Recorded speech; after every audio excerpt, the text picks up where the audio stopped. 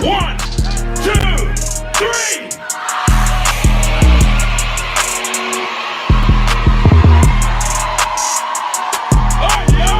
Live and direct, my name is DJ Longers, aka the Celebrity DJ. You can catch me this Friday on Black Eyes TV, live.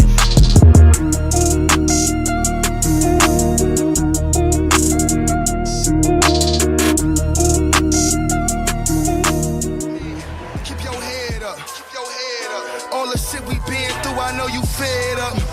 This constant type of pressures, you ain't led up. This country should be happy we ain't teared up. Nobody love us, let us not pretend. No. Let us gain our independence and let us not depend. They'll never stop us now, they couldn't stop us then. This country lucky that we only want equality and not revenge. We need to invest in each other, how much you got to spend? If I needed your help, my brother, how much you got to lend? You got a black business, I support you. I'ma buy black, the block I want us to buy back. I'm trying to buy that, I'm trying not to get shot at in Babylon with a cop at. I need to see an all black Amazon I can shop at. Stop that, cause a black man is king, black man is God. Any black celebrity quiet, that man a fraud. Cause they wanna leave us with no blessings. I seen blacks get beat peacefully protesting, leaving the street bleeding with no weapons, or get COVID treated with no testing. I'm squeezing with no questions. Keep your head up, keep your head up. All the shit we been through, I know you fed up. This constant type of pressures, you ain't led up. This country should be happy we ain't.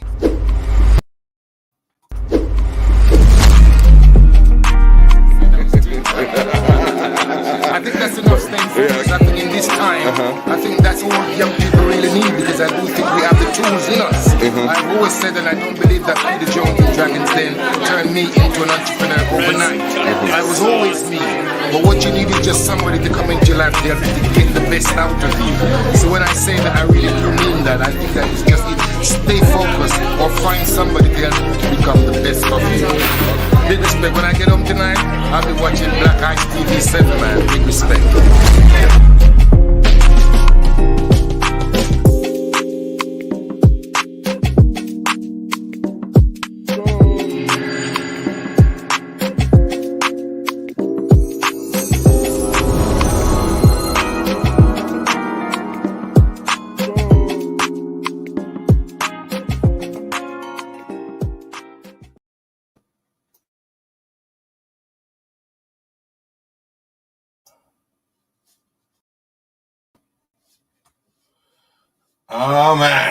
Oh man, this is Terry Riggs, Mr. Riggs in the house. You know how it is, spend black, believe in black. And today is talking with the creatives once again. And if you look into the archives, you would have seen that we had a beautiful lady last week who was talking about the beauty business in the name of Safina, sitting in Academy. And, we're always talking about the people that are doing the creative work and behind the scenes, because you don't get to see what's happening. But I've got a special guest today, and this special guest, right, I've known for a long time, and I've just been seeing his creative work all over the place. It's like sometimes when I see certain things, you know what, I get jealous, you know what I mean, when he's doing all these stuff, and I'm saying, boy, I could do this. But it's not an easy job, because you know what, you have to create certain things to get to where you are. And it's not just the being overnight. It's something that you have to be very patient with.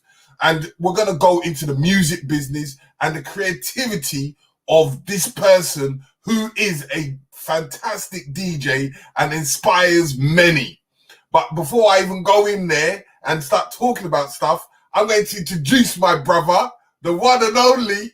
Hey, yes, my brother. Introduce yourself to the public. Yo, yeah, my name is DJ Longers, all the way from North London. Guys, been very busy in the game for many years. Worked with people like Kevin Hart, worked with Cardi B, worked with Amber Rose, worked with, I've met Jay-Z because I did one of his parties years ago. Met Kanye, done a tour with Jacquees, did Idris Elba's wedding. There's a lot of stuff that I've done, man. I mean, I even No, did, that resume is too long. We'll probably be here for another 2 years. Years ago, I actually did an event with Will Smith as well. Oh my God! You see what I'm saying? I'm getting too jealous out Many here. people know that. I did a Wu-Tang concert, or what? I did a few concerts, man. Like, yeah, there's a lot of stuff that I've done. And that's why, like, when I said in the advert, AKA celebrity DJ, it's because people gave me that name, and it's one of those things where, for a long time, I kind of like shied away from it. I'm one of those guys who's, I'm laid back. I've got one of those modest types of attitude, so. Some things, when people use it and say it to me, I just won't use it because I feel like it's too big-headed. But then after a while, I thought to myself, you know what? Why not use it? Do you understand what I mean? You know, people want to know about you who haven't heard of you before. Hey, DJ Longers, aka the celebrity DJ. When they titled me, I'm using it. You know, and you know what? If you see, when we talk about the creatives, right? I like to go right to the beginning, the core and the finesse of things. And you know, like at the age of 15, let's go to the age of 15. And what was you doing at that time? And what was influencing you at that time to even create any form of passion? Was it that you was in the love of music at that time, or what? Oh, blatantly in love with music. At that time, there was two things I was doing. Like, I was actually in clubs when I wasn't supposed to be in clubs. Do you know what I mean? I was DJing in clubs from like when I wasn't supposed to be in clubs. And my love and passion for music comes from my dad. My dad was a DJ. My dad was a DJ for years, like on the underground scene, blah, blah, blah.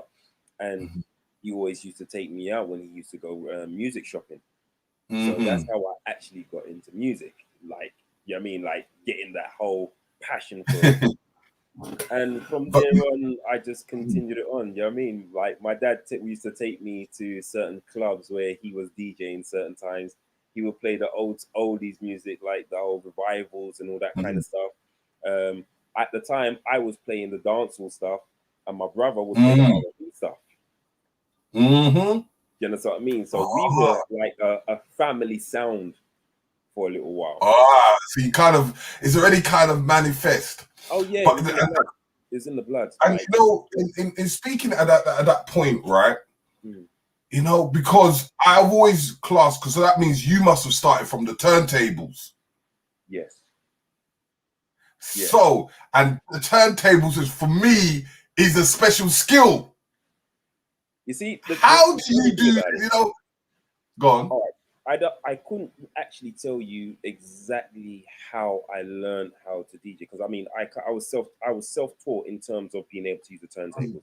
At the time, we only had one turntable in the house. You know, so I had to go to friends' houses to practice. And I kind of like just took to it like a duck to water kind of thing and just continued it from then. Obviously, you have to upgrade your skills and keep practicing, but that's how it worked out for me. Okay, but you see with the turntables now, because when you ventured into the two turntables,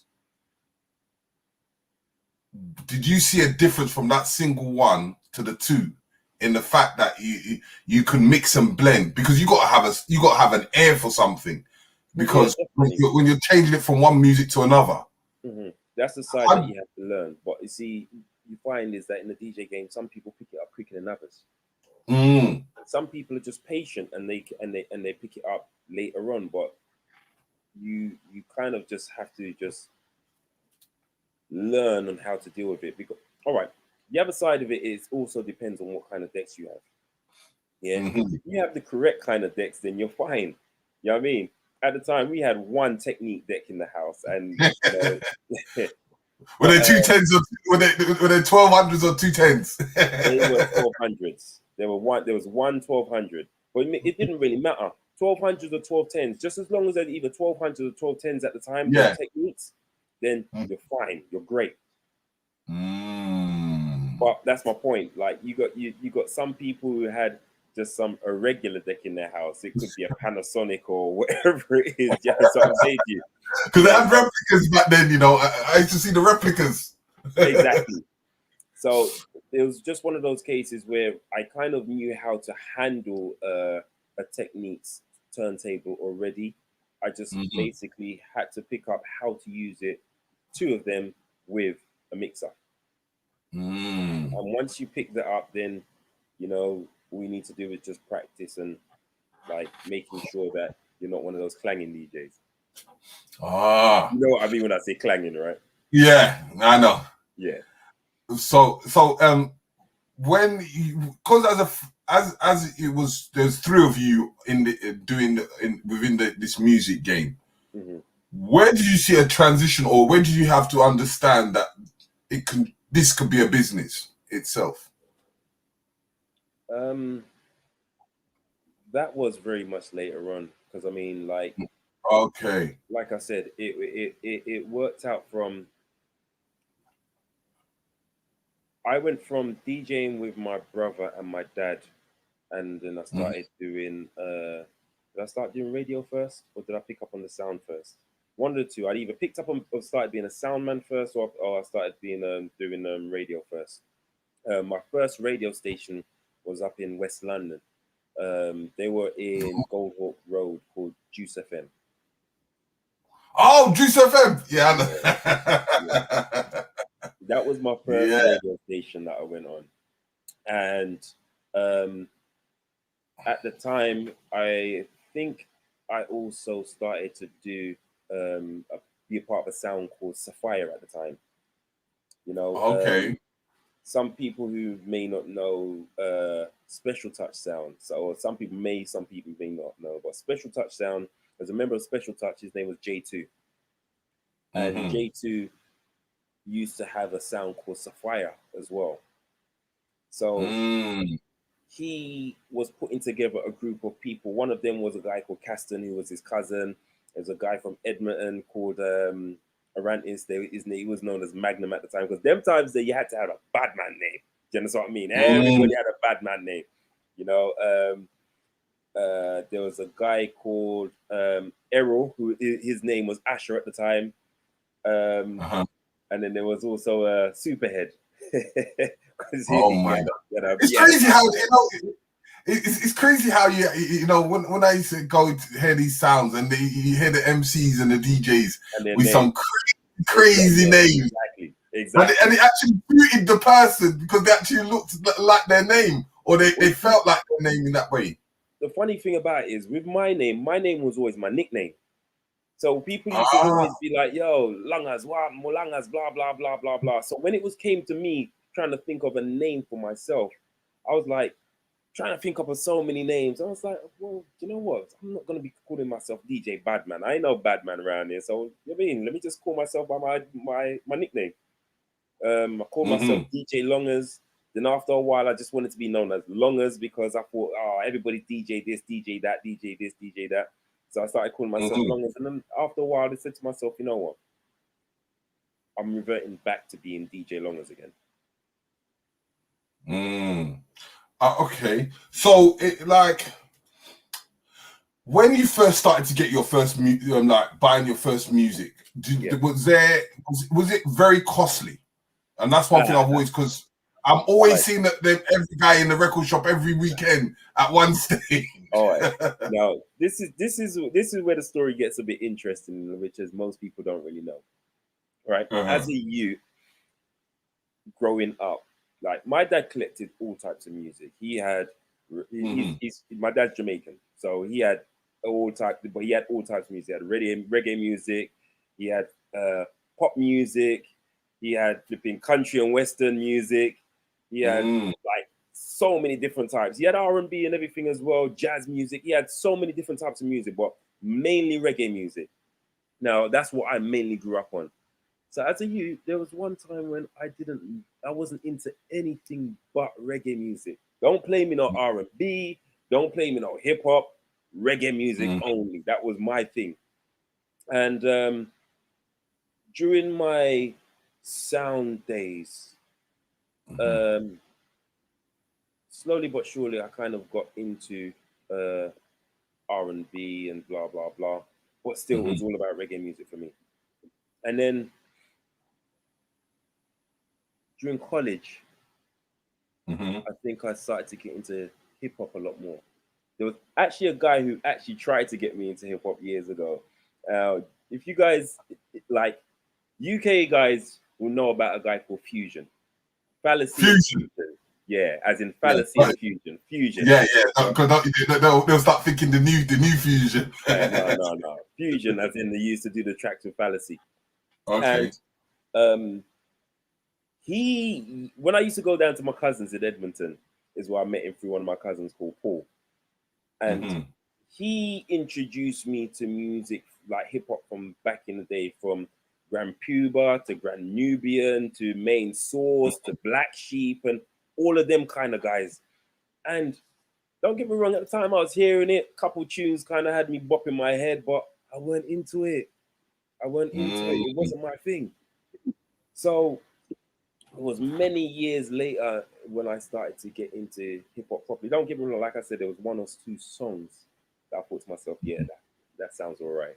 But years later, I got into, I think the first hip hop CD I might have bought was probably Snoop's Doggy Style. I think was the first hip hop CD I bought. Don't get me wrong, I'd liked some more hip hop since then. I used to get the mixtapes from DJ Clue. I used to love DJ Clue's mixtapes. But then, yeah, I think the first hip hop CD I bought was Snoop's Doggy Style. And slowly but surely I started to get more hip hop. Like Jay-Z's my rapper. Jay-Z's my rapper. And I think Biggie would have been my rapper because I do look at Biggie as the greatest of all time. And I remember getting into arguments with like the African guys in college because of that. Because what you find is that the West Indians love Biggie, the Africans love Tupac. You know? You tell them you love bruv, it's Biggie all day long. Like, no man, Tupac, man, Tupac. And you're just like, all right, cool.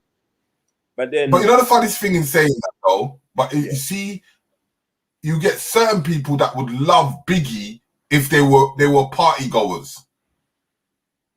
No, like don't get me wrong, Tupac has got more of a legacy.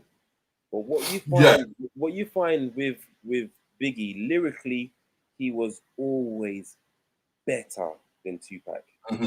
Always has been, always will be. But what it is that Tupac found a way to blend certain types of music that resonated to more people. Do you understand what I mean? He found a way of being able to touch women's hearts with his Dear Mama and those kind of songs. Do you understand what I mean? Brenda Had a Baby, those kind of songs. He found the way how to touch women's hearts. Whereas at that time, Biggie was still thug. Don't get me wrong, he had his club hits, etc., and his underground, like, raw bangers. But the type of music that Tupac was making were types of music that could really go 360. Yeah. You know, and the legacy within because I find Tupac, you know, he had a couple of club hits. I found Tupac more of a homely, something that I'll listen to at home or in my car than I'll listen to in a club because of the lyrical content. Some songs, yes. I mean, like it was one of the guys in college who actually got me into Tupac. Like I was late on Tupac, very late. And actually now I still think I'll say that All Eyes on Me album is his best album ever. And he gave me that album and said to me, listen to it. You know what I mean? Now I took it, put in my headphones, and once I started listening to the album, I said to myself, why is it I've never like really seen this? Why is it I've never been able to see how good this guy is? It's just a case of me not even trying. I never gave him a chance properly, blah, blah, blah. I just didn't. And I just kept penetrating the album, and that's when I first got into Tupac. But like I was saying, lyrically, like people always go on about the "Hit Me Up" song, and you know what I mean how. And in reality, don't get me wrong, the song is hype. But lyrically, the song is dead. It is so basic. Mm-hmm. You know what I mean? Like, all right, Biggie's always said that the actual "Who Shot Your Tune" was never about Tupac. But if you actually compare it lyrically, there's no competition, bro. There is no competition. Yep, I kind of found that in that perspective. But you know, you just hit a nail. You just hit a nail in, right? In the fact that you said your first CD. Now, in that form of the transition, because music has been it's been moving quite rapidly, and from the vinyl, now we're going into the CD era. So then, in forms of DJ, you're going from the vinyl scratching into the CD. How did you find it? Did you find it as an issue, or did you find it as a fact of that? You know, I got to move to the time. A big issue. It was a horrible issue. Now, all right. Now, this is how my transition from vinyl to CD happened. I was traveling to France, going to Paris to the actual DJ, and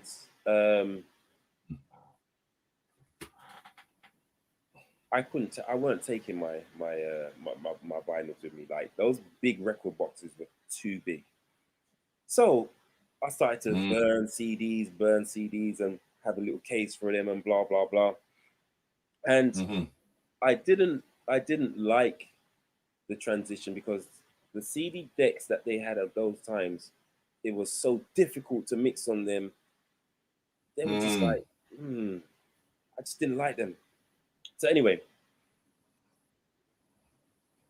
took them over to France, left my boxes at home, and went to France, DJ'd on them. Had difficulty DJing, but it was how easy it was to carry. That was the main thing for me.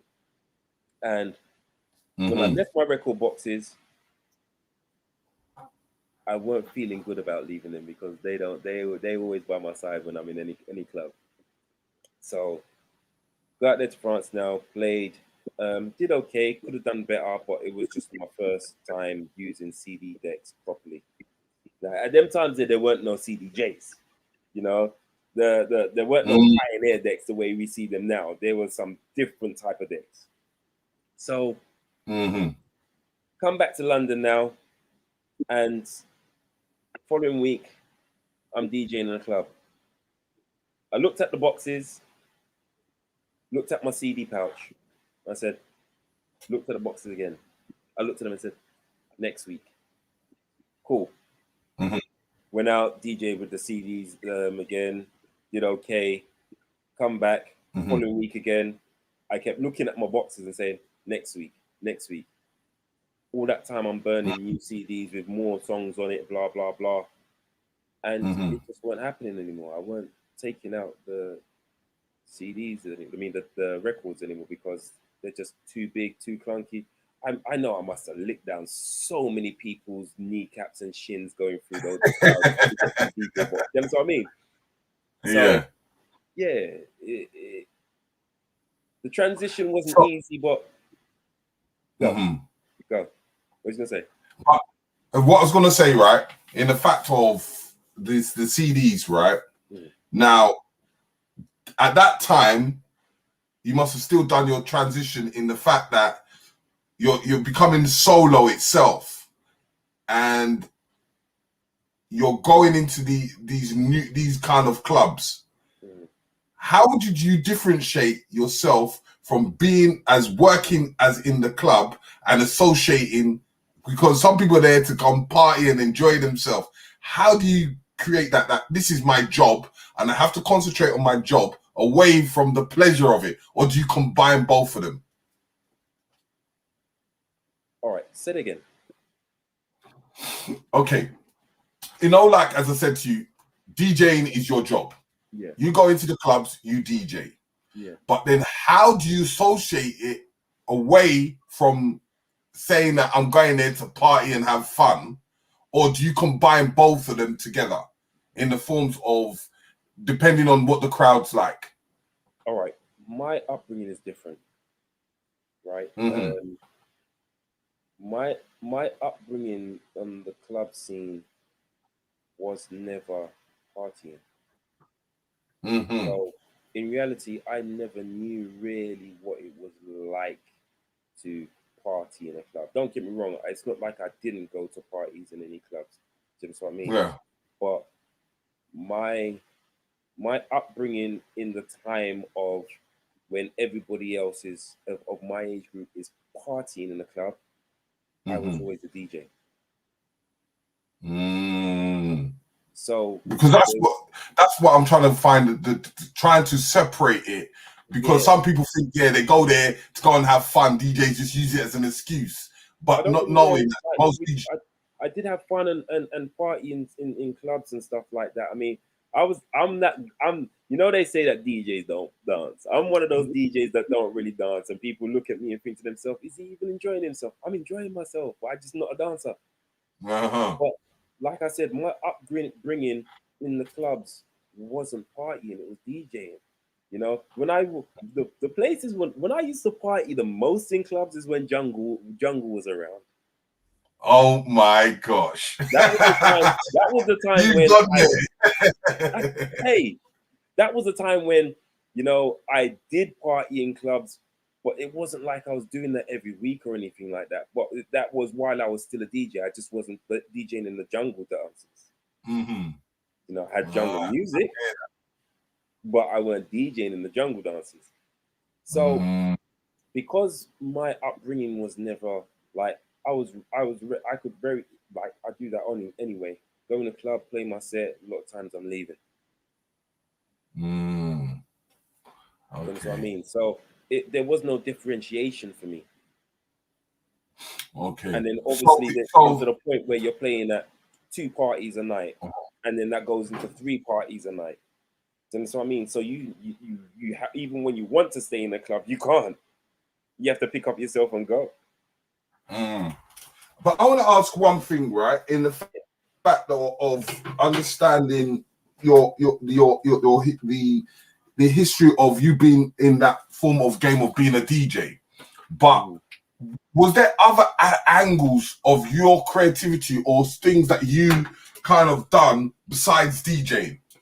Because okay, DJ most times when you're doing week in week out, you will still have the Monday to Friday, or you just because it wasn't really full time for you at that time.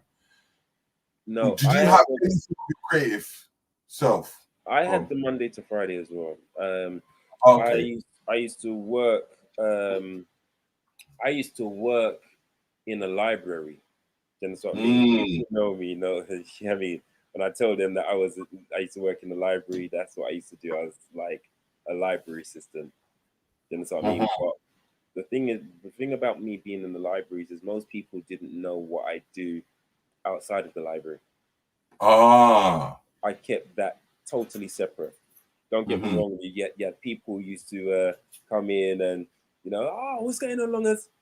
But people still didn't clock that that's what I do. So it's only very few people, few and far between, know what I do outside of the library.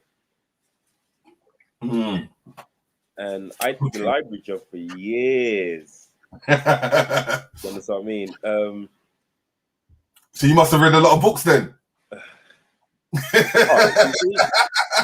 that's the other side of it. People think because you work in the library that you read a lot of books. Now, I know. Mainly you don't get the time to read a lot of books, but I was a guy who only read what interested me. I never read like the fiction books or anything like that. So when people are talking about things like Twilight and all that kind of stuff, weren't reading it. But the one thing I can say about the library, one thing I know is if you're doing research, it's a good place to be in the fact that even if you're finding out where all the clubs in London or where who controls this one or the music business. They had all them kind of reference books within the library, and not many people really actually go in the library to check to reference unless they were at college or university. Yes. Yeah. Agreed. It's Yeah. all here. You see, the only difference is that the way things are now, it kind of makes libraries slightly irrelevant because you can get all that information at a touch of a button now. Yeah, well, and that's what's put the library out of business. Yeah. Mr. Google himself. Libraries are still a great place to have, simply because obviously they do have books there, and also the fact that the study areas, etc. But then there's a time when you find that these library areas became a place of youth to hang out. You know, they tell their parents, "Oh yeah, I'm going to the library," and you know the parents are like, you see, my child is great. That my child's going to the library studying, blah blah blah." They're not studying. They are actually simply hanging out. Do you understand what I'm saying to you? So it's just the way it is. It's just the way it is. Okay. It's all good. Let me just quickly break out for a little break. You know, please share, like, subscribe. Make sure you follow up. And, you know, this is going to get repeated. But before we keep on our dialogue, I'm going to quickly play little one of my tours that I normally do. I like to give a little bit of history before we move on again. You know, just giving a little bit of the tours in Trafalgar Square. You know what I mean? A bit of history. You got to teach the public, you know? Yeah. Business.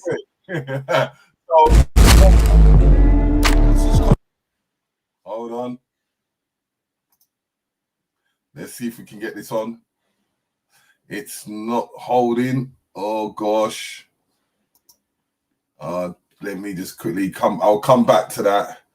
Let me just promote one of the people in the thing. Talking to our male audience, because we have a lot of male viewers and they're just like, what about us? So we just thought, why not? Let's find out about these inspiring men that are out there doing amazing things within our community. So No Ordinary Woman Chat Show, lock in, that's our social media. Look, Google Now Chat Show. Hi, my name's Janelle Rayburn, and I actually co-host a show called No Ordinary Woman Chat Show with founder Kaz Mack. And we are we're doing a season of No Ordinary Men. It's important for us to interview our men. And I'm her co-host. So tomorrow we've got an episode going out. We've had a few episodes so far. So catch us on our handles, No Ordinary Woman Chat Show, YouTube, Facebook, Instagram. Please like Black Eyes TV 7, yeah?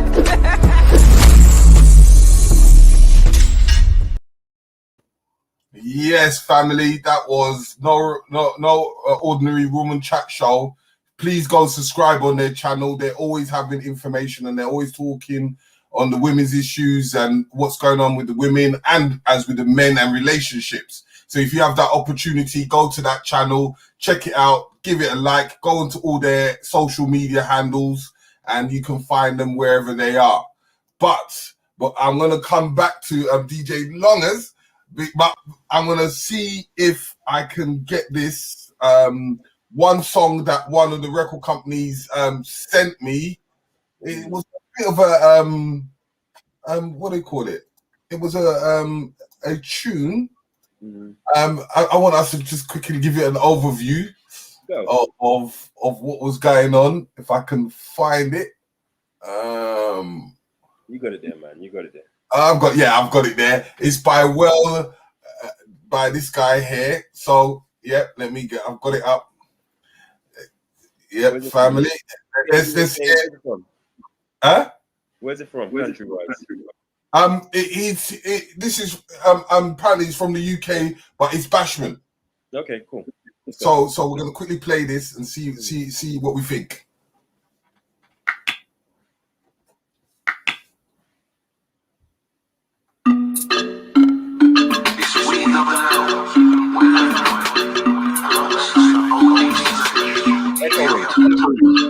Okay. To the time like the Rolex Paris. Yeah. Faster than a compass. artist. No, mine know you bun cannabis. Watch it. Up to the time, me know out of day. Two girl want each up on me case. Me have to bust some move to make me escape. Cause me a that Chris girl me meet in a gate. In a me yard, me a push some weight. Eat 5 apple and me eat 2 grape. Whoa. Me never hesitate, must move mountain with me feet. Oh, certain boy, them now move right. Inna the dark, them a get too bright. Darkness when me knock out them light. Who now here get a Tyson vibe? Left hook like a mere weather fight. Right up a jab with a left and a right. Power punches, me not talk hype. Who up your man now save you tonight? Anuba, St. Elizabeth, Black River, up to the time. Montego Bay, Trelawney, St. James, up to the time. Westmoreland, Falmouth, Maypen, up to the time. Spanish Town, Savannah, St. Mary, up to the time. Up to the time, me no out of date. 2 girl want each up on me case. Me have to bust a move to make me escape. Cause me a that Chris girl me meet in a gate. Inna me yard, me a push some weight. Eat 5 apple and me eat 2 grape. Whoa. Me never hesitate, must move mountain with me feet. Oh, certain girl them now move right. Do anything to get the spotlight. In a yo without a invite. Stop them just like a brake light. This a no kung fu fight. That's the sound when you get hold tight. A different man every day and night. 24-hour taxi wayside. Clarendon, Kingston, Satan, up to the time. Mandeville, Waterhouse, Portmore, Mandeville, bruh. 3, Seaview, St. Thomas, up to the time. Port Maria, Port Antonio, Port Royal, up to the time.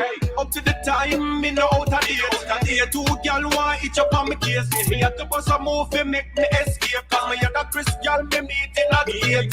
Inna me yard, me a push some weight. Eat 5 apple and me eat 2 grape. Whoa. Me never hesitate, must move mountain with me feet. Oh, up to the. Oh, up to the. Oh, up to the. Oh, up to the. Oh, up to the. Up to the time.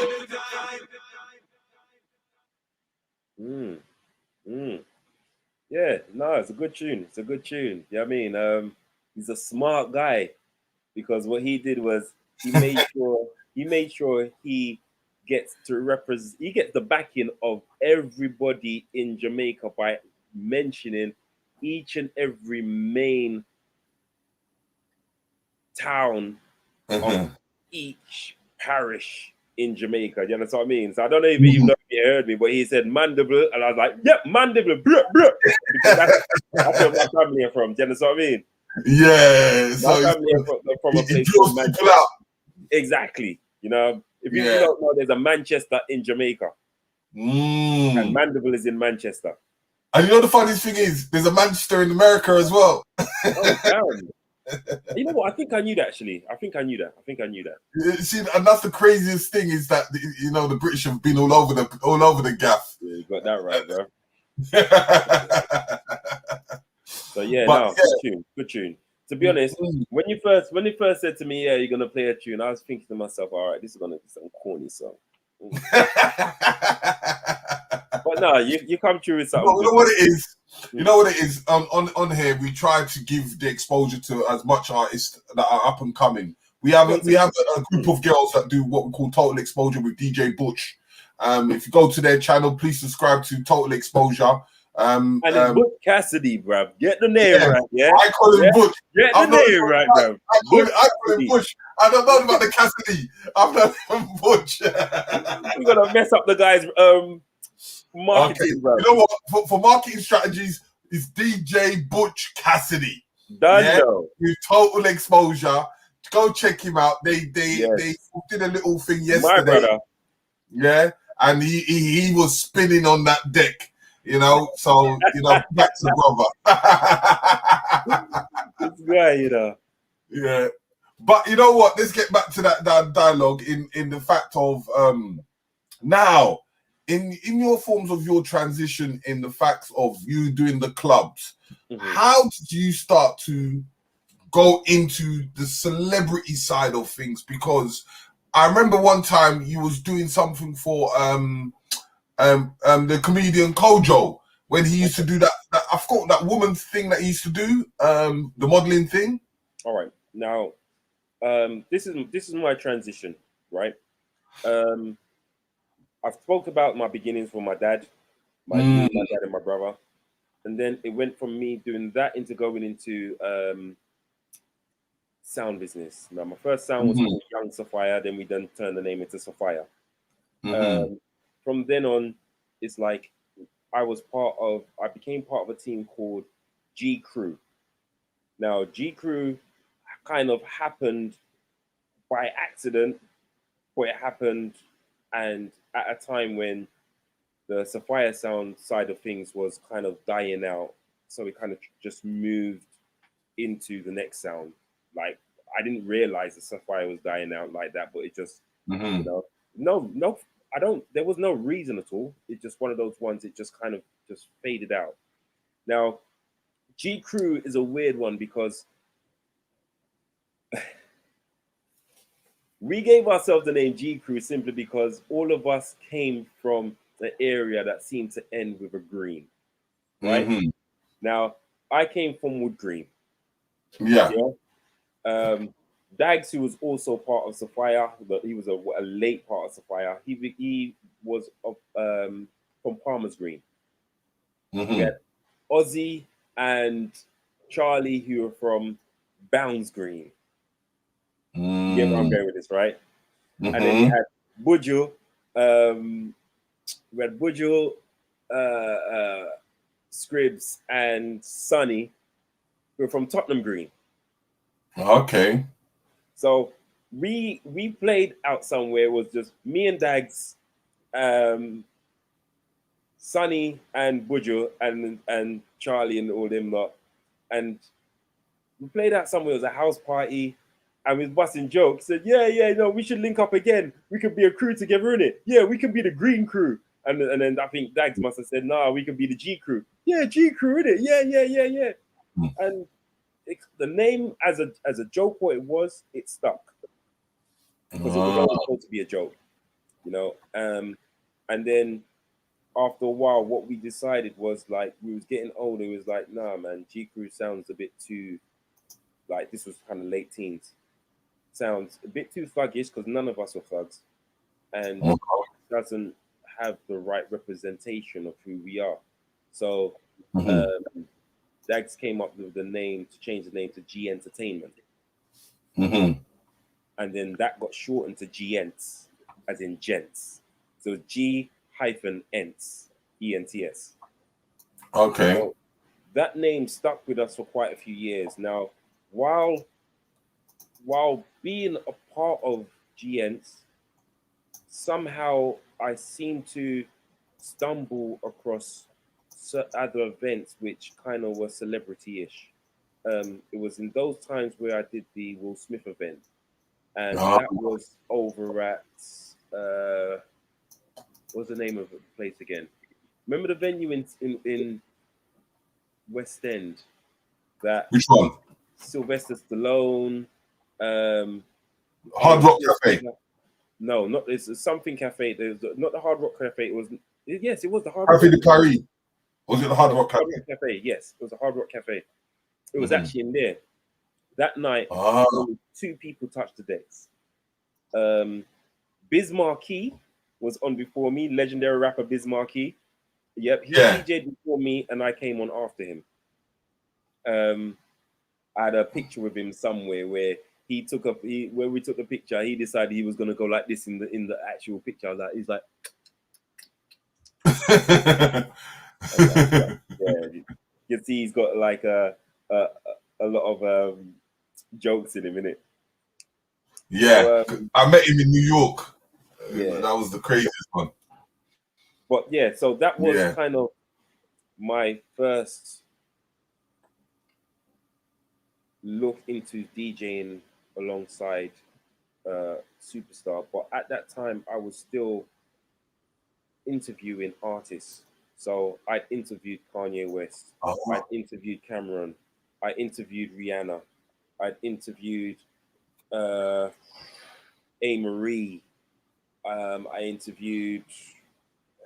Let me ask. Let me just ask a question, because you said you're interviewing, right? And as a DJ, so you was doing interviews. I was on Station FM. Okay. At that time, they brought me in to do, like, obviously I had my radio show, but then they asked me to do a lot of the interviews. So I did loads of interviews at them times. Busta Rhymes, I got to interview.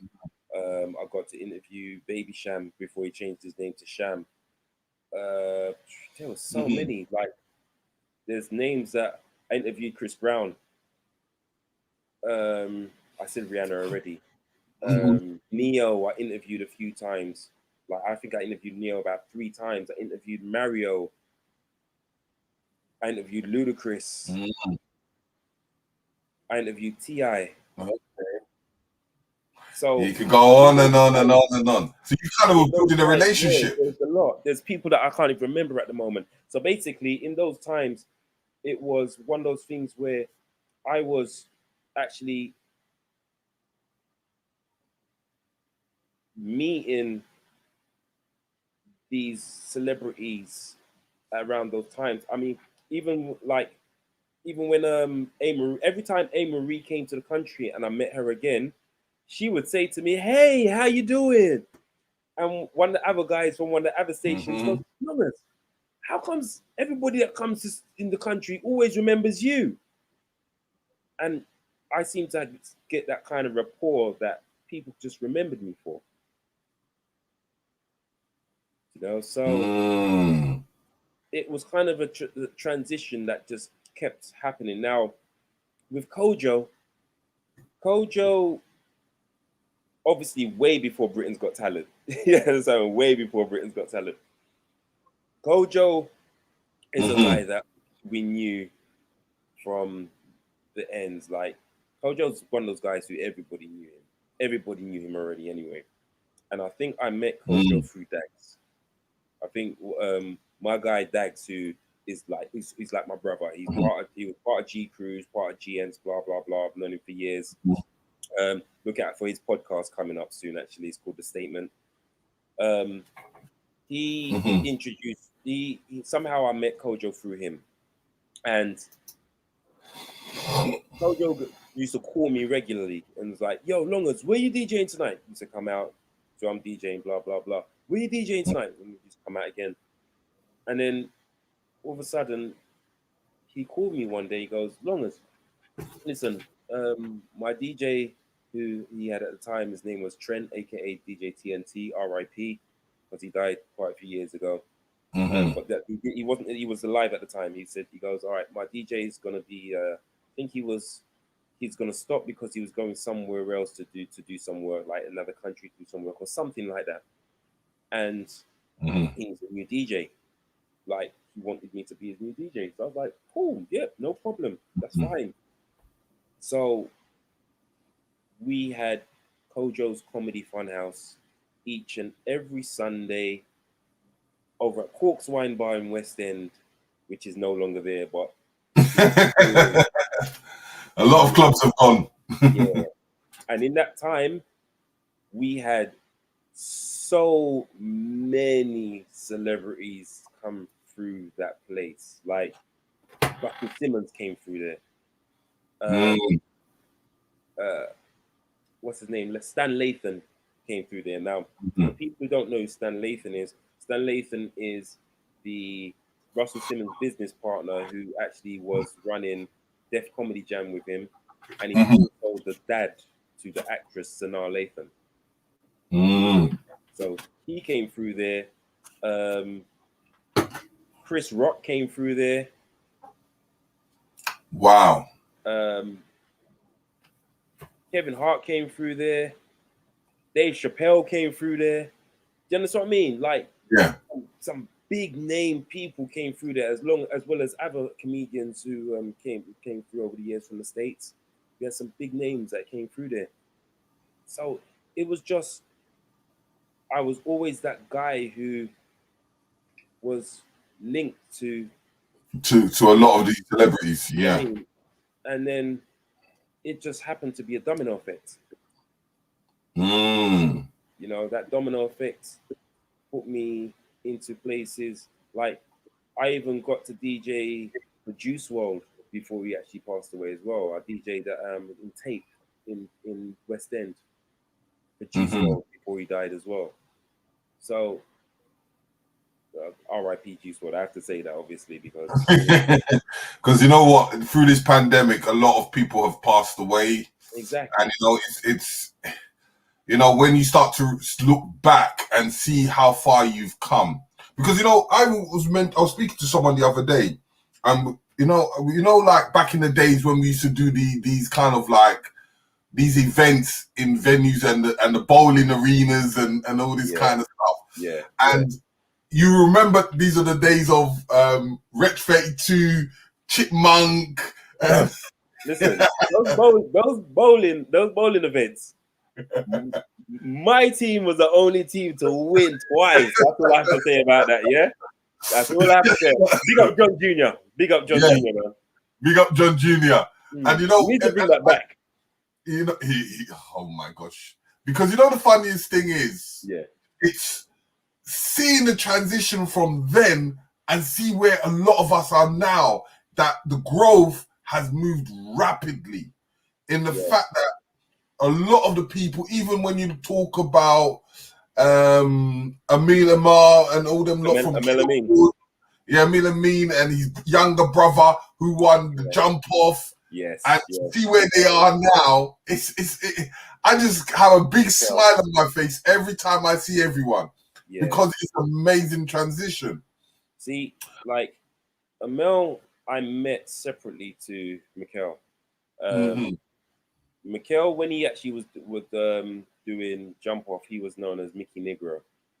He now goes by his actual name, Mikel Amin. Now, I met Amel in Wood Green. At that time, he was with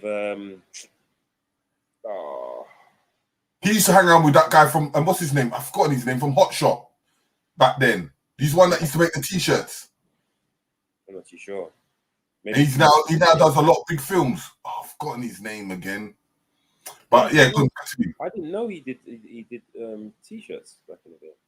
Yeah, you know the three little guys. Yeah, the three guys, three little round heads, cartoon characters like the Powerpuff Girls. But anyway, I met him in Wood Green, and this was after he'd already done Kidulthood. And like I said, I'm one of those guys who I've always been humble. I never expected anybody to just know who I am. And I said something to him. I think I must have gave him a CD. And he goes, "Oh, DJ Longers, you're DJ Longers." And I was shocked that he knew who I was. Because like I said, I'm just one of those humble guys who I know who I know. I don't know that people, I didn't realize people just knew me as a DJ. I expect them to not know who I am. But anyway, and we exchanged numbers from them and we just became cool from them.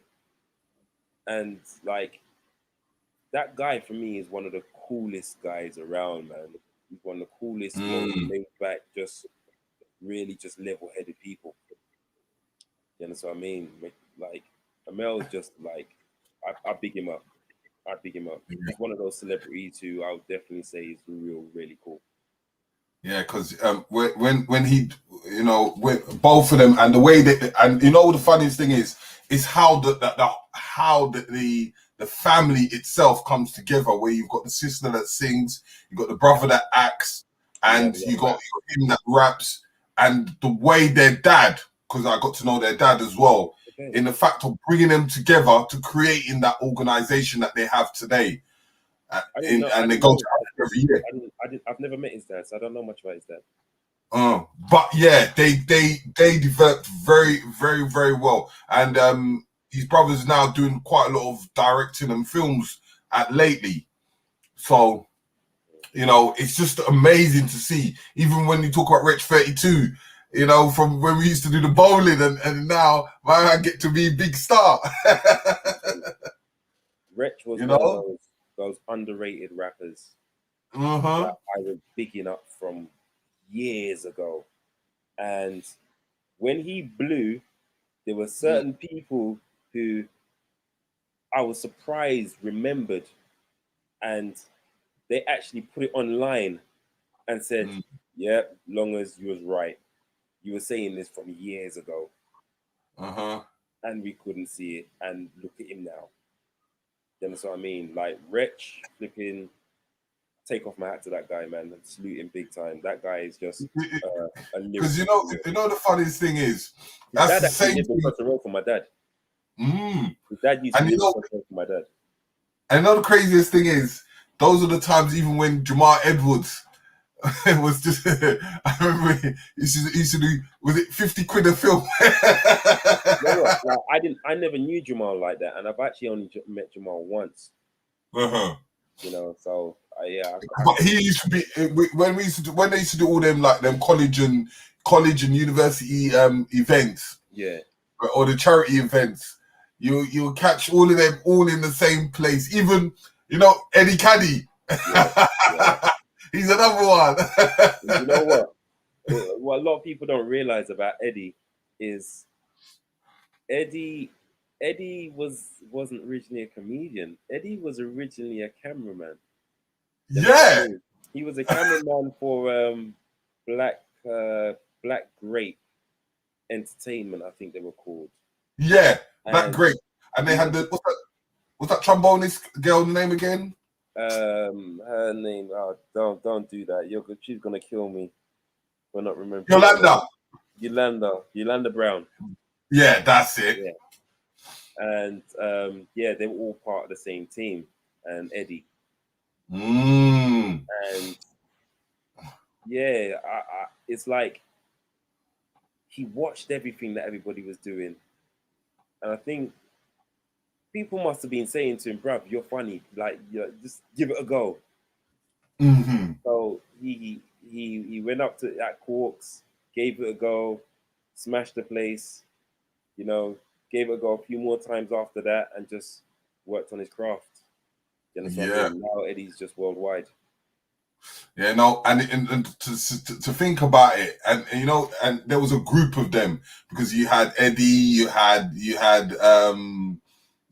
Kojo, you had Richard Blackwood, and they everyone was a tight net. We didn't even realize how much we was a family back then, and to see where we are now. The thing about it is, this is something that a lot of people don't realize, and like I didn't realize how tight these guys were until he exposed it himself. Like the last major show that Kevin Hart did in this country, Mm-hmm. I was backstage with all them guys, and Kevin Hart was filming.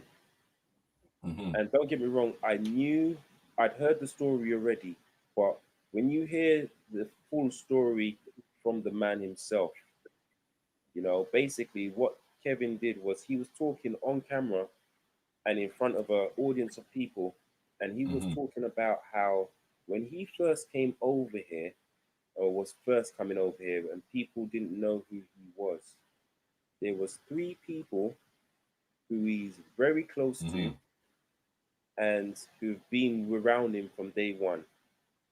He said that is Kojo, Richard Blackwood, and Slim. Mm-hmm. He said those three guys, Yep. they have stayed. He stayed at their house on their couch when he used to come to this country to perform. Way before he blew up, obviously. And he goes, these guys are gonna be his family for life. And in fact, he's gonna make sure he does one of his specials with all three of them on his Heartbeat Productions. So he look out for that. You're gonna get Kojo, Richard, and Slim.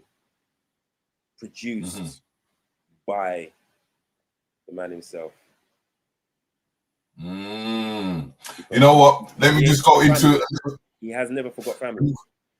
Yep, 100%, and that's what our main motto here is Black family first, and we're always pushing that narrative in the fact that, you know, we've always been family and we've always been connected.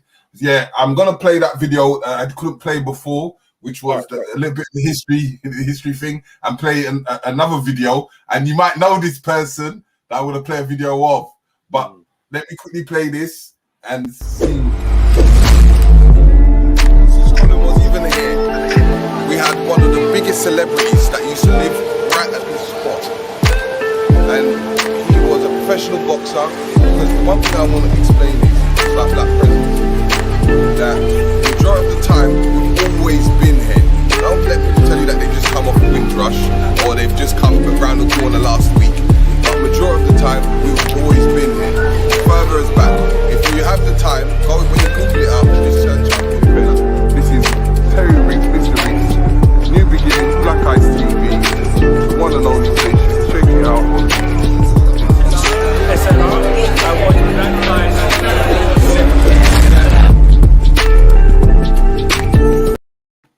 Yes, and that guy, the guy at the end of it, R.I.P. to I didn't even know he passed away, man. R.I.P. Dougie. Brother Dougie. Yeah. SLR. You know, I always have to boost him up because, you know what, he was a community fighter and a well-known DJ back in the days. You know, like my uncles and cousins and all, they used to talk about him. So I've always said, you know what, I've got to push that narrative in the fact that, you know, it was a sad time when he passed away. But yes. Passed away, bro. Yeah. And as that building I just showed you there was the boxer called Bill Richardson, who was a big time celebrity who used to wear his chinchilla and all that stuff and bully like the Muhammad Ali back in his day. So if you have the opportunity, Google Bill Richardson. Hey, he actually lived where that Nelson's column is. So when people are telling people just come from the Windrush, you tell them that Bill Richardson was there before the Windrush. So, you know, but I'm going to go into the video. Let's see if we can get it up. Hold on. Where are ya? Where is my brother? Take your time. Got him there, man. You got him. I've got him. Is he running away from me? But, you know, family, please press that like button. As you can see, make sure you share, subscribe, and this will be all replayed on Sunday on the Black Eyes TV channel itself, the main channel, at 7 o'clock. So please do not miss that. So now I'm going to go into a guy like Hair. Back in the days, he used to do his thing, but I'm going to play his video and see if you can recognize him.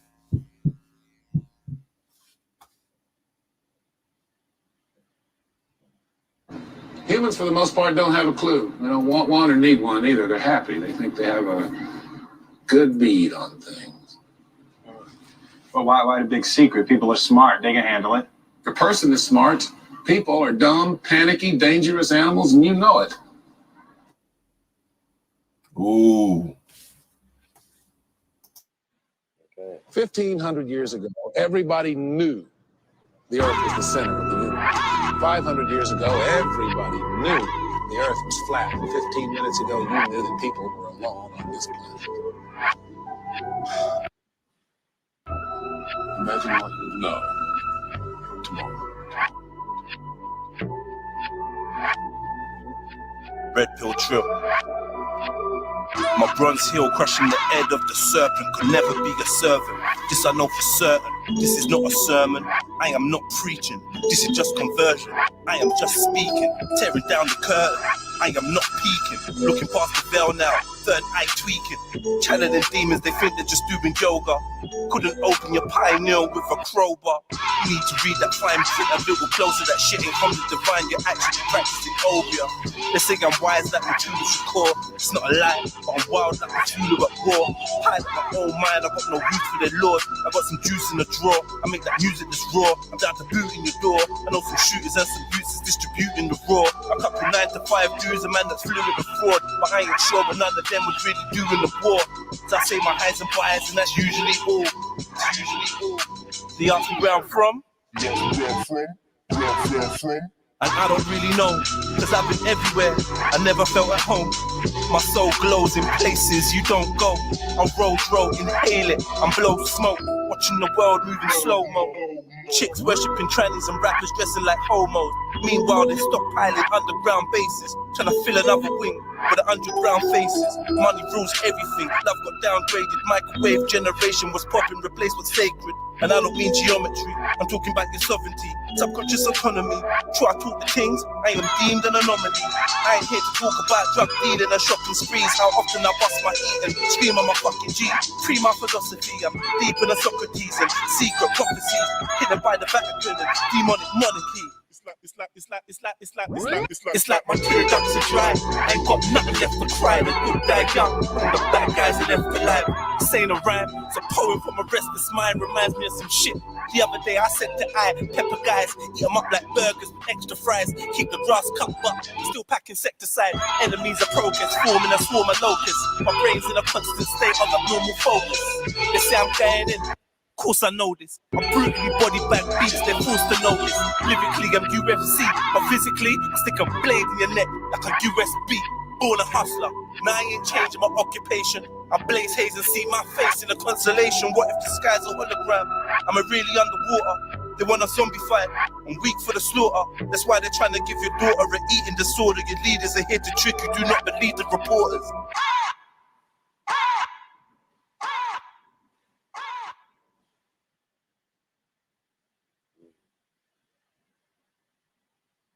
You're on mute, fam. Yeah, I don't know if you remember him back in the days. No. His name's Red Pill Trill. Back in the days they used to call him Jedi. You need your own website. Hold on. Do you know where? Because he can't see his face. Like he's covered his face. It seems like there's it's a trend nowadays for people to cover their face. Yeah, and I think what I've noticed with a lot of artists, it creates a mystery because people are questioning and wanting to know who that is behind that scene. But the funniest thing is when you know someone, it's hard. It's hard. It's a hard one, you know. So you have to keep your mouth staunch. But his name's well known, so and people have actually seen him. But he keeps the mask on in most of his songs. But what did you think of it? Nice song, man. Nice song. You know, subject matter is nice. I just never understand. The one part I don't understand is why the captions are up there with meanings that you don't get time to read. You know what I mean? Even make the meaning, make it a little bit bigger for people to see the light and can read it, or just leave it up there a little bit longer for people to read. Yeah. But you know what? Curiosity sometimes it makes people pause. And they might pause it just to look at what's that? Yeah, but you never know. In most of the occasions you also have to rewind. So if you're now going to be doing that, then you can't get to now enjoy the song as well. Exactly. Okay, but yeah, now as we're talking about the celebrities and looking into the future and what's been happening with Longers today and what is, you know, because one event that I said, you know what, I've got to find myself there. I'm always passing through there, but I'm always missing when you're doing the actual thing. It's Cancun. All right. Cancun jump off. That event, that I got onto that event simply because the guy who runs it is a guy he's originally from New York, but he lives in Atlanta. His name's O International. Now, O was seeing a trend of UK people coming out to Cancun Jump Off. And he decided, all right, cool, I need to capitalize on this. So he came out to the UK to find a UK DJ. Went to quite a few clubs, picked out the ones who he liked. And while he was doing that, he was asking a lot of other people who he'd met from Cancun Jump Off, saying, okay, what's this DJ like? What's that DJ like? Blah, blah, blah, blah, blah. And most of the people that he asked, my name came up trumps over them, or over most of them. So one day I got a call. I'm just saying this is the story that he told me in terms of how he got to pick me as well, like because he liked what I'm doing, but then he also asked other people. So I got a call from somebody. He goes, "Yo, the guy O International, the guy who runs Cancun Jump Off, goes, yeah, he wants to talk to you." Like, oh, okay, cool. So we went to meet him. All the DJs who he liked were sitting around the table, and he just spoke to all of us and said, yo, like, listen, as you all know, I came out here to look for a UK DJ, blah, blah, blah. It's difficult because I liked all of you, but the guy I'm bringing out to represent for the UK for Cancun Jump Off is DJ Longers. Now, at that time, I actually felt like smiling, but I couldn't smile because it looked bad around everybody else. Do you understand what I mean? It's like it looked kind of like I'm showing off or something like that. So I kind of kept a straight face and just said, you know what, thank you. Now, from that day, I did 7 years straight. Hold on, or would last year be my 7th year? I can't remember. Either last year would have been my 7th year, or last year would have been my 8th year. Obviously, last year got disrupted only because of COVID. But that event has been my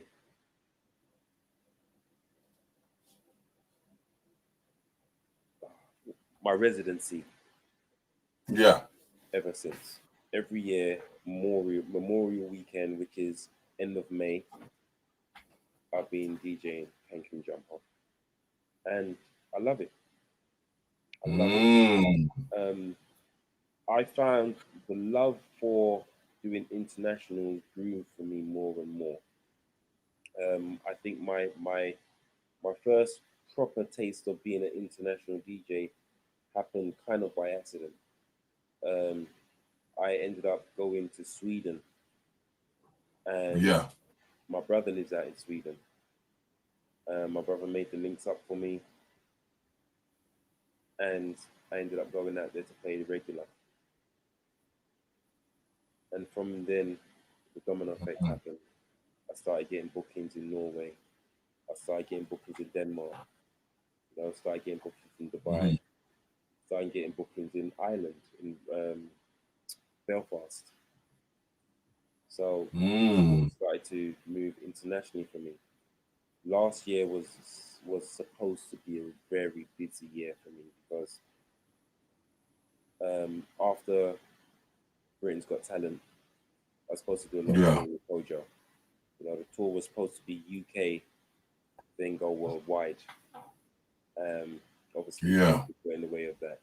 I was supposed to go to Atlanta last year. I was supposed to go to Miami last year. I was supposed to go to Uganda. I was supposed to go to Tanzania. I was supposed to go Ghana. There was so many places I was supposed to go last year. I was supposed to go back to Sweden. And COVID just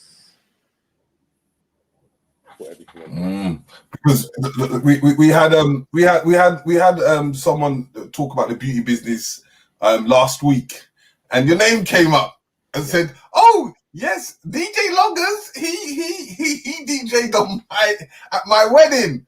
I said, okay. So DJ Long has been doing some celebrity weddings. How many celebrity weddings have you done?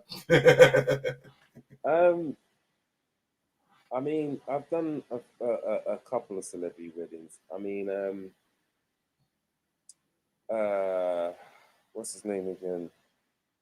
I did a guy called Femi a couple of years ago. Now, Femi, I've forgotten his last name, but Femi is the guy who he coached and also is the agent for John Boyega and also Letitia Wright. Obviously, John Boyega is the guy who's in Star Wars. Yeah. Letitia Wright is the lady who is Shuri, Black Panther's sister. In the movie. So I did his wedding a couple of years ago, and obviously the biggest thing I did, the biggest booking I've ever had is Idris Elba's wedding. You know what? Before you go into that Idris Elba, how did you first meet Idris? All right. Because I know there was a pathway through that DJing skills of yours. All right, it's weird. Originally, I used to see Idris from time to time in certain places, and you know, I knew him as far as to just, you know, but we didn't actually know each other. So then, Idris got booked by Stylish Nights, which I'm resident with. Then he done what he did was an event called Seven Wallace quite a few years ago. And basically at the time it was 7 parties in 7 weeks, 1 venue. I did 4 of those 7. And I tell this story all the time. I'm going to tell it again. I rate Idris as the coolest celebrity out there. And I'll tell you why. That night there, me and my eldest brother Brian went over to the first event, Seven Wallace event, over at a place in West London called Love and Liquor. As we got in there, Idris came over to me and my brother, and he was like, "Hi, my name's Idris." Me and my brother shook his hand, but we looked at each other like, "Yeah, we know." Like, but you understand, he doesn't just expect people to know who he is. He will come over there and introduce himself to you like, "Hey, he's nobody." Back then, he was already a star anyway. But anyway, I move on. He looked at me and my brother. Now, I was playing in the second room, and I had that whole room from all night. So he looked at me and my brother. He goes, "Is it just you two?" I said, "Yeah." He goes, "Okay, well, Longers, you go and get ready, and you come with me." So that's my brother. Now, in all the years that I've known Idris since that day, that one night, my brother had more quality time with him than I've ever had around him in the time that I've known him. And I've known this guy for years now, right? They rolled around the club with each other. They smoked together. They drank together. That's what I mean. They had like some. Was your jealousy heart beating? It's not even that. But my thing is this: most A-list celebrities, especially if they're from the States, what they'll do is if they don't know you. Remember, Idris didn't know me very well at that point. If they don't know you, they'll be like, "Yeah, you get ready, and yeah, I'll buy you a drink later." That's it. You understand what I mean? So basically, my brother would have been in a position where, all right, he would have had fun, but he would have just basically been rolling around the club by himself most of the night, buying himself his own drinks, blah, blah, blah, blah, blah. Whereas Idris decided, like, you know what, come roll with me. You understand what I mean? They were rolling like they were brothers, like they were boys. Idris didn't need to do that. But the fact that he didn't know me very well and he didn't know my brother at all, it made me feel good, like to say, yeah, you know what, this guy's a good guy. And ever since then, this guy treats me like I'm his brother. But I can't help but look at him like a superstar. You know what I mean? It's hard. It's hard because, like, if I'd known him properly before that, then that would be different. But I still look at him as a superstar. You know what I mean? I remember after the wedding, he said it to me a few times, but after the wedding, he actually goes to me, yo, I love you, my brother. You know what I mean? Now, I love the guy, but I still look at him as a superstar. Of course, because that's your first protocol. Yeah. It's not even like it's my first protocol, but it's just hard for me to look at him, to look at him differently. Now, this guy, Mobo's a few years ago, because like I said, I've DJ'd with him and for him quite a few times over the years. Mobo's the last one that Mobo's had that was live, right? They got in contact with him to be the celebrity guest. That year, Cardi B was in the country as well. They got in contact with him to be the celebrity host, of the after party, the official after party. And I got a call from my manager. My manager called me and he goes to me, yo, Mobo's have got in contact with me and said they've asked Idris to be the celebrity host, and he said he'll do it, but only if you're DJing. And in my head, I'm saying to myself, oh, bro, you're gassing me up, right? As far as I thought he was chatting rubbish. You know what I mean? Just trying to gas me up. But then he sent me the email that they sent him. And the actual email said, as requested by Idris Elba, we would like you to DJ for us at our after party. I was like, okay, so you wasn't chatting crap. Do you know what I mean? So this guy has even requested me to DJ at certain events. Do you know what I mean? He doesn't have to do that. So when so he's kind of falling into your lap. Kind of. Yes. So then when the actual wedding came about, Idris at the time had never ever contacted me personally. This time, the guy hit me up personally, said, Longers, I want you to DJ at my wedding.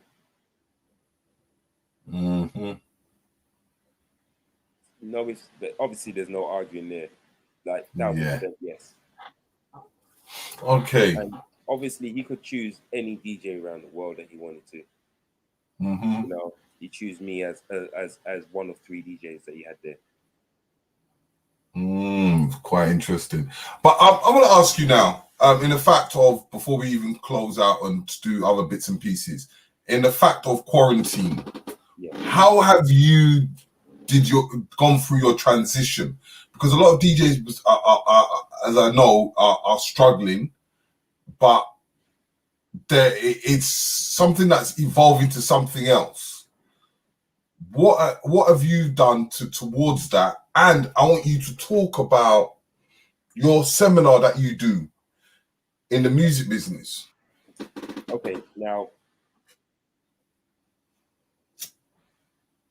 the whole quarantine side of things, like, really messed me up last year. So I mean, no ifs or buts, it messed me up last year. Like I said, there was a lot of stuff that was due to happen, didn't happen. You know, there were certain people that actually helped me along the way, because, like, mentally I was messed up as well. You know, financially I was messed up. So there's certain people who kind of helped pick me back up. Do you understand what I mean? My manager was one of them. My daughter's mum was one of them. And even though me and my daughter's mum haven't been together for years, you know what I mean? She helped pick me back up. My daughter helped pick me back up. There was certain people around me who just picked me back up from where I was. So, like I said, 2020 in itself wasn't great for me, but you have to persevere, isn't it? The best thing that happened to me last year musically was when Neo came over, and you know what, I ended up doing some work with Neo on an Instagram live that he did. So it was me, Neo, and Steph London live on Neo's page. Apart from that, the actual event that you're talking about is called AAA Access All Areas. Now, it's basically your one-stop shop to all you need to want to know about the music industry. Now, we use a place called Tile Yard, which is up in the King's Cross / Camden area. And we were the last people to do a live event there before lockdown. So we did one in February, and then the Monday after that, everything was locked down. Or it might even be the Sunday, I can't remember. You understand? That's when it happened.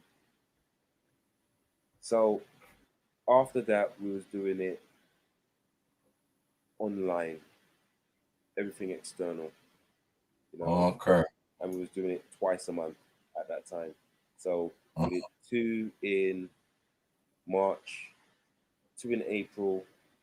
I remember possibly 2 in May, but then it was coming a bit too. The turnover was a bit too quick. To do a next one every 2 weeks. That's a bit too much. It's saturated. Yeah. So then we decided it was going to be monthly, and it works much better.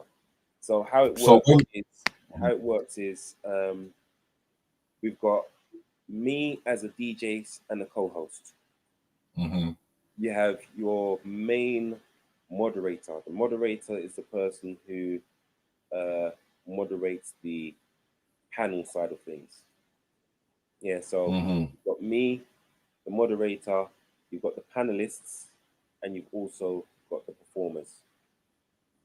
So it's not a case of it being, okay, you just sit down and listen to information. You've got entertainment along the way as well. So you've got the live entertainment, and you've also got musical entertainment, which is put together through me.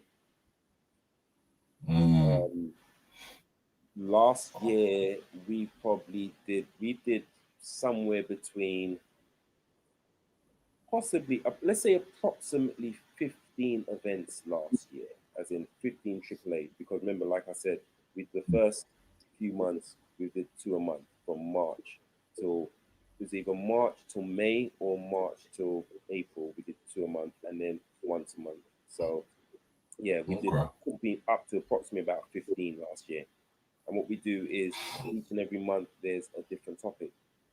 So, I missed how it changed, the transition changed. So once lockdown was eased a little bit, what we did was we started to do it like a TV show directly from Tile Yard. How it is we'll put the performers on stage, blah blah blah, but we always make sure that there's social distancing. Always, you know, everybody after they perform, they leave. We have everything set out in a way that is social distance for the panelists if they're there live, and we can't have any audience in the actual studio. But what we do is, so if people wanted to see it, how would they get to see it?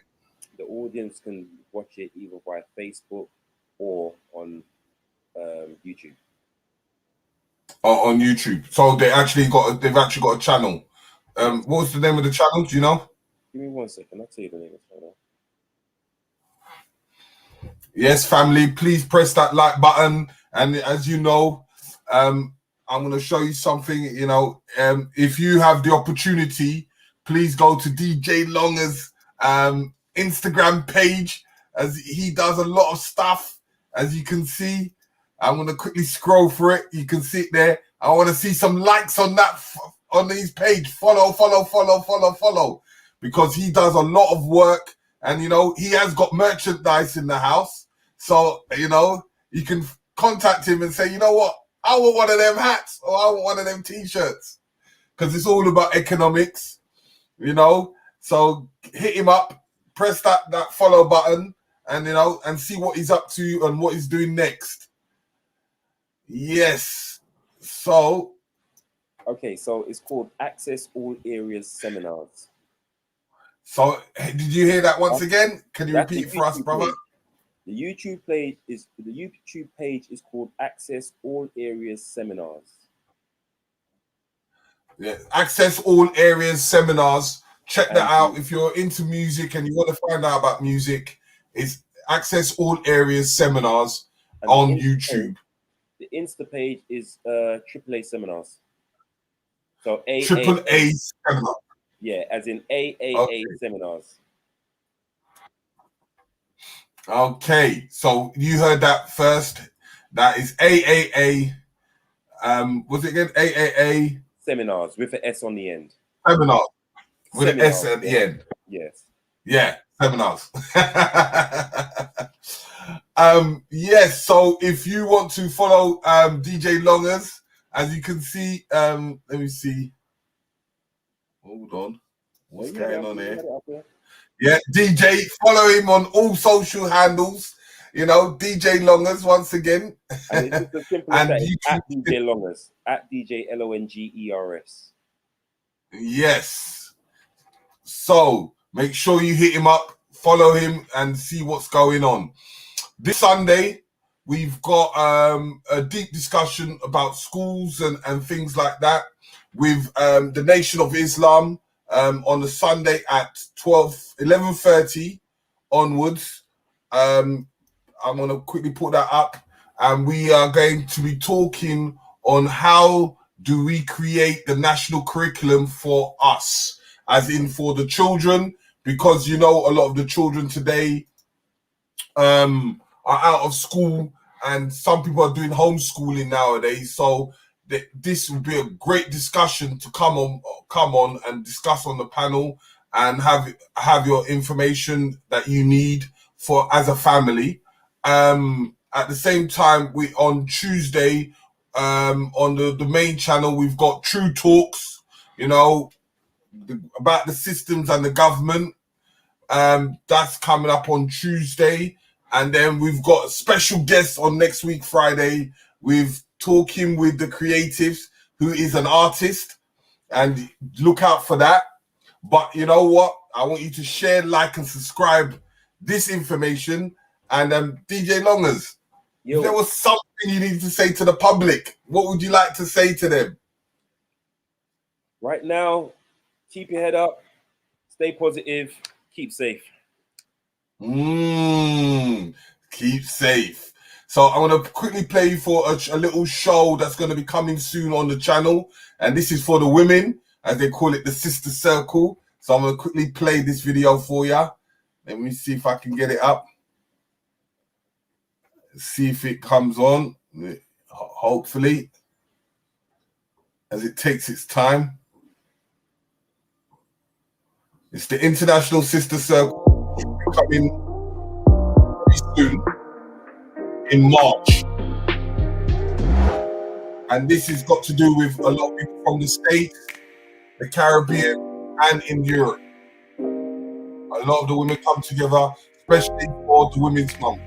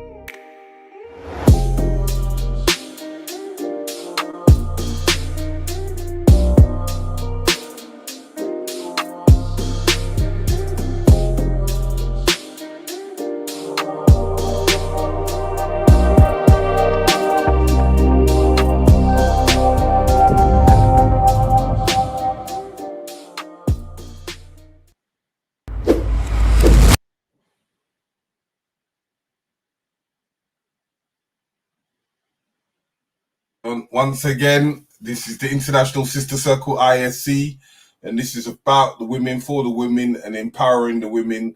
You know, as you know, a lot of women are going through their traumas and situations, and they need guidance and help throughout the whole community. But this is on a global thing. So, you know, people like Queen Afua is involved in this. A queen from Congo is involved in this. And, you know, Queen Afua is the spiritual mother to Erykah Badu and Inda Irie. So, you know, you get involved with them and you can get certain situations solved if you are dedicated. Hey, bro. But, you know, as we're kicking out now and we've had a good discussion with DJ Loggers, look out for the video. Make sure you enjoy it. And I hope you've enjoyed yourself, Longers. Oh, but, yeah, you know, once again, I just want you... right now, bro. I think I'm going to get early rest tonight. I know you are. So before we head out, I'm going to go into one more thing. And remember, last week we had Seth. So I'm just going to play a little introduction and we're going to be out. So peace, love, and harmony.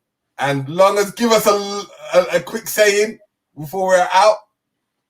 Yo, like, share, and subscribe. Black Eyes TV 7. Salute. Salute.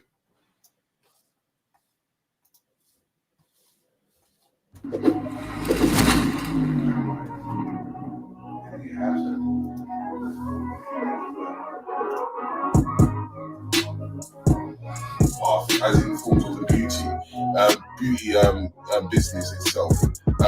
What kind of advice would you give in that at that type size point?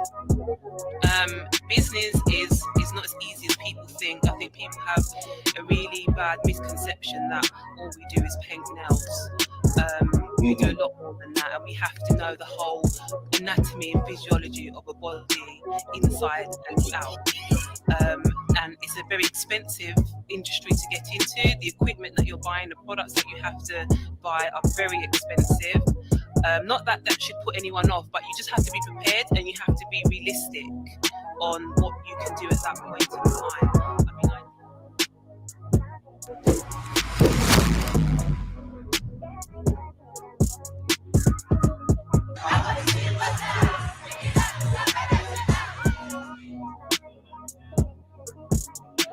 So, after 3, I want to say...